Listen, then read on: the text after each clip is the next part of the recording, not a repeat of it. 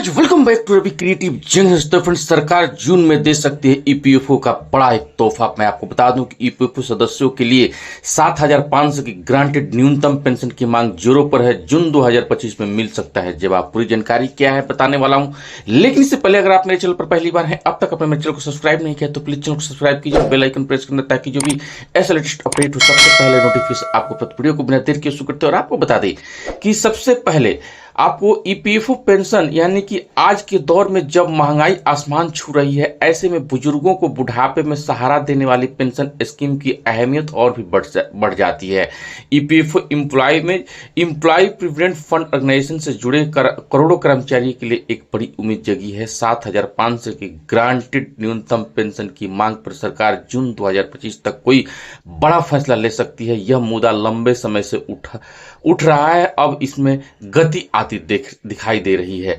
तो सबसे पहले आपको बताते हैं कि क्या क्या है, यानी कि 10 पॉइंट जो है आपको इस वीडियो के माध्यम से बताने वाला हूं कि ईपीएफओ की मौजूद में पेंशन व्यवस्था में क्या दिक्कत है, उदाहरण, और 7,500 न्यूनतम पेंशन की मांग क्यों उठ रही है, सरकार की ओर से क्या संकेत मिल रहा है, संभावित कदम, वित्तीय असर और चुनौतियां, इसमें किससे मिलेगा फायदा और आम आदमी के जीवन में इसका क्या असर पड़ेगा, अनुभव से बात, और आगे क्या करे ईपीएफओ सदस्य। ये तमाम पूरी जानकारी आज की वीडियो में बताने वाला हूं। ये वीडियो काफी खास होने वाली है।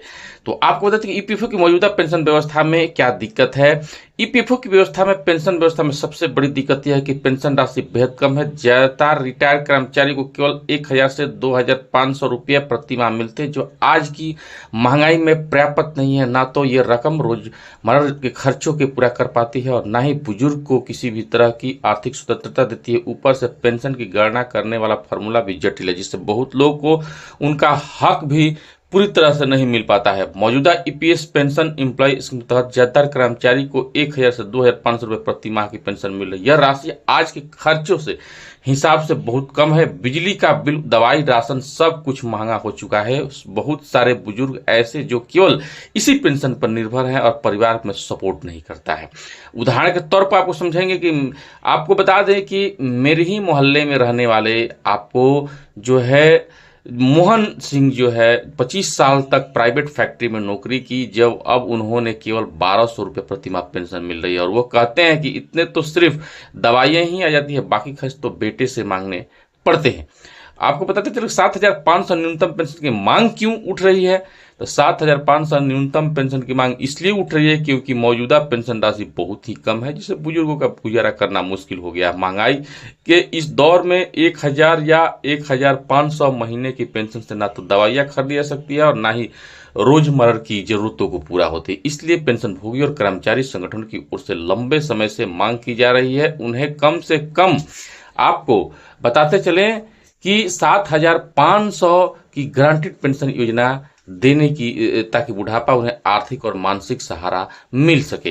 तो हम आपको बता दें कि काफ़ी जो है लगातार सामाजिक सुरक्षा मजबूत करने के लिए जरूरी है। ईपीएफओ कर्मचारी यूनियन और पेंशन धारकों ने कई बार धरना प्रदर्शन कर इस मांग को उठाया है। सुप्रीम कोर्ट, संसद में भी मुद्दा उठ चुका है। यदि सरकार इस मांग को मंजूरी देती है तो करीब 70 लाख से अधिक पेंशन धारकों को राहत मिलेगी। सरकार की ओर से क्या संकेत मिल रही है। श्रम मंत्रालय के सूत्रों के अनुसार जून 2025 में इस मांग पर कोई ठोस जवाब स्कीम आ सकती है। सरकार इस प्रस्ताव पर गंभीर से विचार कर रही है, लेकिन इसके लिए वित्तीय गणना और बजट प्रावधानों पर काम चल रहे हैं।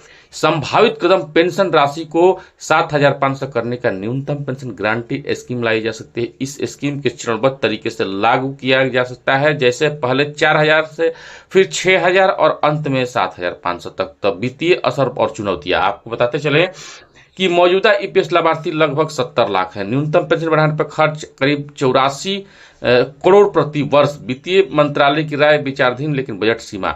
यूनियन के दबाव लगातार बढ़ रहा है। श्रम मंत्रालय भूमिका अंतिम प्रस्ताव तैयार करने पर कैबिनेट का फैसला। इससे किसे मिलेगा फायदा, जो कि इसमें सभी मौजूद ईपीएस पेंशनधारक वो कर्मचारी जो 10 साल या उससे अधिक सेवा कर चुके हैं, जिनके कंपनी ईपीएफओ को पंजीकृत है, उन्हें नियमित रूप से ईपीएस में योगदान किया है। और आपको बता दें कि आम आदमी के जीवन में इसका क्या असर पड़ने वाला था। आर्थिक सुरक्षा का असर बढ़ेगा, बुजुर्गों का सम्मान के साथ जीने का मौका मिलेगा। ग्रामीण क्षेत्र में भी लोगों को राहत मिलेगी, जहां पेंशन की आय का एकमात्र साधन है।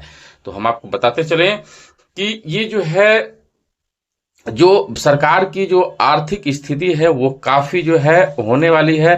अनुभव से बात करें तो मेरे ही अगर मान ले कि पिता एक स्कूल में चपरासी रहे, रिटायरमेंट के बाद उन्हें मात्र 1500 पेंशन मिलती थी। एक समय था जब वो गांव के बाजार में कुछ खरीदने भी नहीं जाते थे, क्योंकि शर्म आती है कि अगर 7500 योजना लागू होती है तो ऐसे लाखों लोगों को आत्मसम्मान वापस मिलेगा।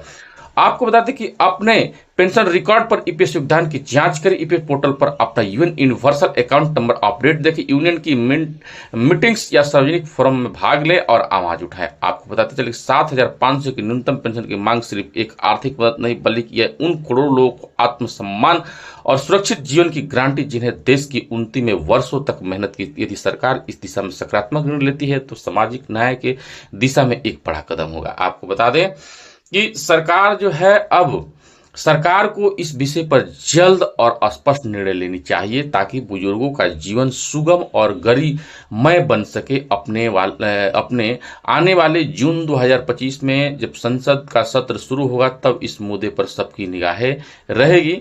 ईपीएफ पेंशन कर्मचारी का 50% डीए, मूल वेतन में महंगाई, मर्ज डीए बढ़ाने पर एचआरए तथा टीए में फायदा, डीए हाइक न्यू। आपको जून से फ्री यात्रा का तोहफा बुजुर्गों को मिलेगी। ट्रेन, फ्लाइट और बस में मुफ्त टिकट, सरकार का ऐतिहासिक फैसला लागू हो। तो हम आपको बताते चले कि सरकार जो है काफी जो है निरंतर प्रयास कर रही है। पर सरकार की मुहर कब लगने वाली है, क्योंकि अब बता दें कि जो भी प्राइवेट सेक्टर में काम करते हैं उनके लिए जो है काफी जो है आपको जीवन जो है कठिनाई से भरा होता है, क्योंकि उनके जीवन में लगभग अगर लोग नहीं अगर मिलते हैं, अगर नहीं इनकी पेंशन मिलती है तो उनकी जीवन जो है काफी निराश हो सकता है। और आपको बताते चले कि जीवन की हर कठिनाइयां जो है सुलभ होती है आपको पैसे से, लेकिन अगर इतनी कम पैसा मिलेगा तो लोग कैसे जो है अपने जीवन को यापन कर सकते हैं, क्योंकि सरकार ने जो है लगभग तय रेट को कम कर दिया है और 1000 रुपये पेंशन में कुछ होने वाला नहीं है। इसीलिए सरकार से निवेदन है कि जो है कि कम से कम 7500 रुपया प्लस डीए का जो उनका पेंशन है हक दे। इससे बुजुर्गों को जीवन में क्रांति आएगी, उनकी जीवन सम्मानजनक जी पाएंगे अपनी पूरी तरह से, क्योंकि रिटायरमेंट के बाद जो है आमदनी की स्रोत बहुत कम हो जाती है, सीमित हो जाती है। तो ये वीडियो जो है केवल जानकारी के लिए बनाया गया है। अगर विशेष जानकारी आपको चाहिए तो आप नजदीकी ईपीएफओ कार्यालय में जरूर संपर्क करें। फिर मिलेंगे एक नई अपडेट के साथ। जय हिंद, जय भैया।